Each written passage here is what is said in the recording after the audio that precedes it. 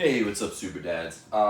So I have an exercise for you today that really is fantastic. Requires so little room to do, and I guarantee you already have everything that you need to perform it in terms of equipment, and it's gonna get basically every single muscle in your legs activated and exhausted and trained effectively.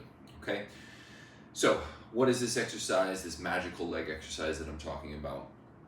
It's a slider lunge, but done in a very particular way. So a typical lunge that you'll see people do when we're looking at like a back step lunge in this situation would be something like this, right? Where you're stepping back with your leg here, coming down and coming up. And that's a fine exercise, totally fine, good exercise. But you can absolutely level it up and get so much more out of it if you have something like a pair of sliders, or even just one slider is all you need for this. So if you're not familiar with a slider, one side has a bit of foam there, the other side it has a smooth plastic. So if you have hardwood floors like I do, then the foam side is going to slide very nicely along your floor. If you have carpet, you can use the plastic side. Now, if you don't have one of these sliders, they are super cheap, they're also super affordable, and they're one of the exercise pieces of exercise equipment or kit that I recommend for people to get earliest on in their sort of journey into fitness and exercise, because they're so portable, because they're so cheap, and because they are very flexible in terms of how you can use them. So they're great. Check them out if you have a chance. If you don't have these and you don't want to invest in them, that's also totally fine. Look, you can do this with a towel if you have hardwood floors. You can do it with a paper plate if you have carpet, okay? If, I'm wearing socks right now, I could even just do this with socks on a hardwood floor. Or, I live in Japan, right? So I had to take my shoes off indoors. And so this can be a little bit painful.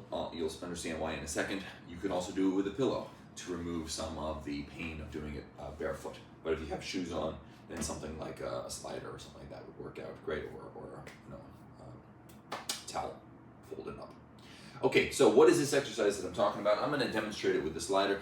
I'm not going to do too many reps though, because to be honest, I did it 2 days ago and I'm still sore from doing it. So I'll just do these for demonstration purposes, and I'm not going to do like a really high intense workout here. So you're putting one foot on it, ball of your foot goes on there, and then you are doing the same kind of lunge that I demonstrated before, except this time, instead of stepping back, you are sliding your foot back and sliding it back forward. Okay, just like this. This is the basic exercise. Now, why is this so much, so superior to a typical lunge or other leg exercises that you might do? All right, I will explain why. As you are going back here, as you're sliding your foot back here, it is not as simple as just your weight going down, like if you were to step back and then just drop your weight. Because even though this slides, relatively smoothly, that doesn't mean it's frictionless.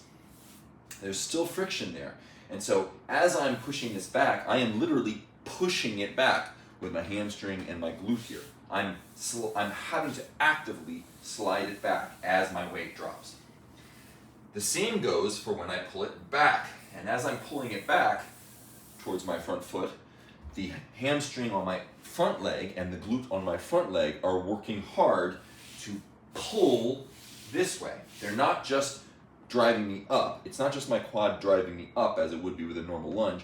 It's my hamstring and quad pulling this forward. In addition to my hip flexor on the leg that's extended into the back, that's also working to pull that leg forward. Now, you can accentuate this dynamic by just pressing your foot into your sliding implement, whatever it is. And this is why I was saying it could be uncomfortable if you don't have shoes on. If I drive the ball of my foot down into that slider, almost like I'm doing a leg extension on my rear leg, as I do this, it makes it much harder, especially this part. It almost feels like a combination of a squat and like a single leg deadlift, something like this. It really does. You can drive quite a lot of energy and a lot of force into this slider and make it very difficult to pull it up here. And even when you're doing this, and I also even feel this in my calf muscle as I'm driving down into it. So it really is, a complete leg exercise. Now, in order to do it, really properly with a high intensity focus, you would want to avoid locking out at the top. So you're coming down to here. Don't rest. Well, I mean, you can rest for a moment at the bottom, but then you're coming up to right about there and then going right back down. Don't rest at the top at all. Constant tension the whole time. This will wear you out like crazy. Now, I would also recommend that you do this for the first few reps without holding on to anything for support. If you don't do any unilateral exercises, that is single arm or single leg, particularly single leg exercises, I think you are missing out on something, okay? If all you do is barbell squatting on your back, or all you do is machines or something like that, I think you will find that when you get into doing something like a unilateral movement, that you just don't have the proprioception, you don't have the balance. The muscles, all of your muscles are balancing muscles, but there are smaller muscles that will not get enough attention from doing bilateral exercises only. They do need attention from unilateral work.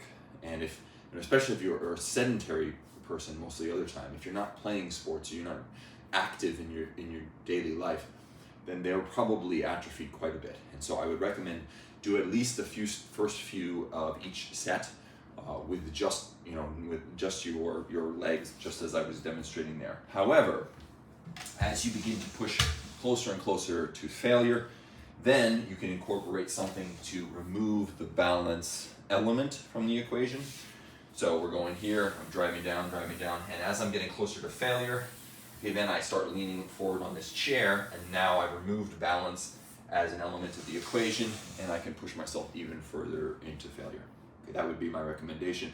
I would also recommend that you do 2 sets of this. So let's say left leg forward, do 1 set, go right leg forward, go left leg forward, go right leg forward. That would be fine. Or you could just do straight sets, left leg forward and then right leg forward.